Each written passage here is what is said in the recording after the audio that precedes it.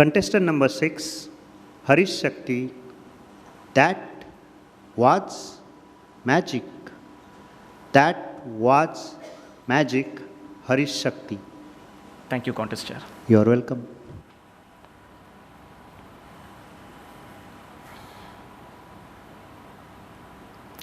What if I told you this tiny pot perfectly describes the person sitting to your right? Clueless, hopeless, and empty inside. But secretly waiting for magic to make their life colorful. To my right, Contest Chair, fellow Toastmasters and guests, good evening.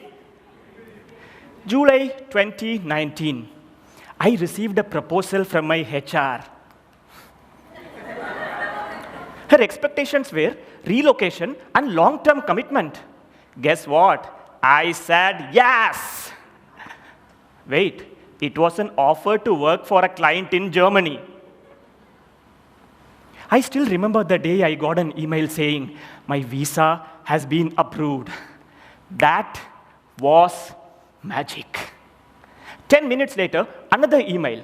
Visas are also approved for my wife and my 1-year-old daughter. That was tragic.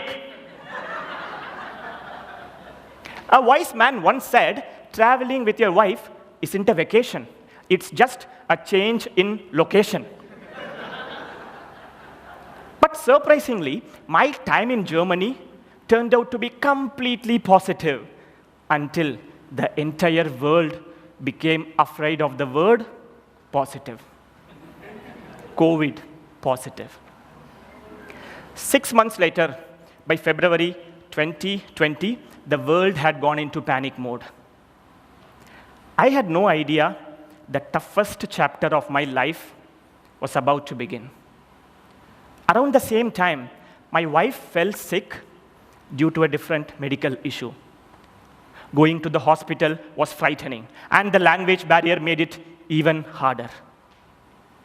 Those difficult days made me realize that without my wife by my side, I was clueless, hopeless, and empty inside, but secretly waiting for magic, which was her recovery.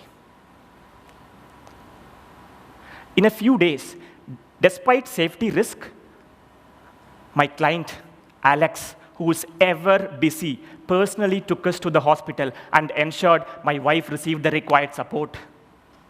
Even with urgent projects, my offshore manager, Sonali, fully supported me in taking extended leave. And thanks to my grumpy landlord, Dinesh, he cooked for us every single day. We somehow made it through February without knowing it was just the beginning. Then came March, and one evening, my on-site manager, Arjun, in Germany, called and said the borders were closing and I should be ready to leave for India immediately. Within hours, he arranged tickets for the last flight to India, departing from Frankfurt at 6 a.m. the very next day. One problem. We were 4 hours away from Frankfurt. Arjun and Dinesh were trying everything to get me a cab. Time was slipping away. And finally, Dinesh's friend, whom I had never met, offered to drop us in his car.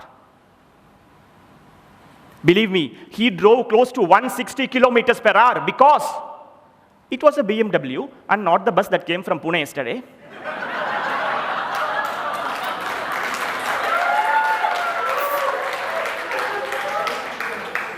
And somehow, we made it onto the flight.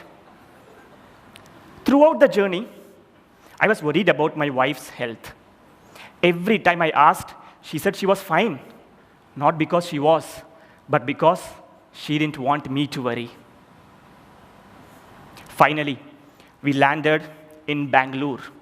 And we were stopped in a lounge even before collecting our cabin bags. My daughter was very hungry, and there was nothing. I noticed the housekeeping staff.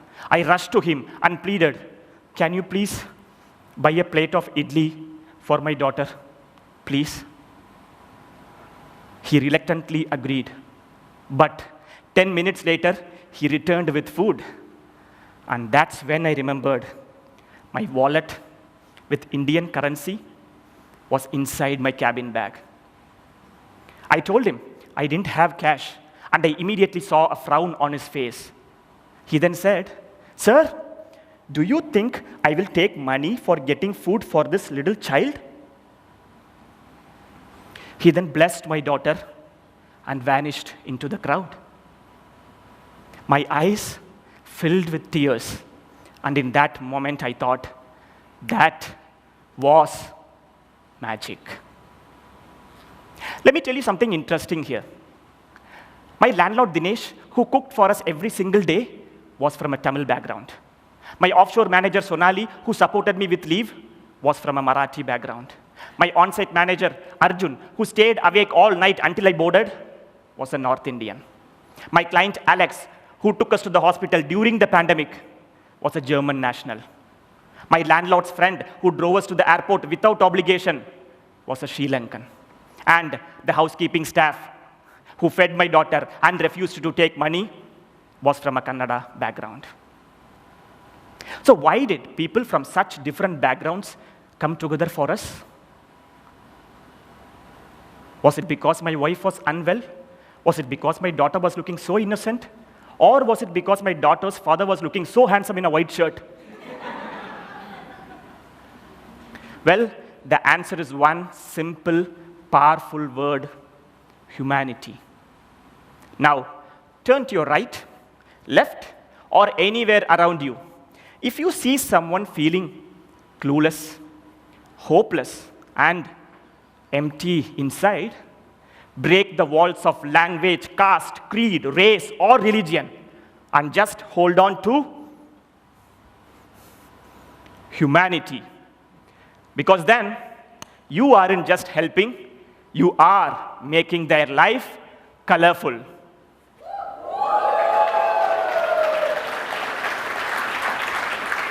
And in that moment, they will feel that was magic. To my right, contest chair.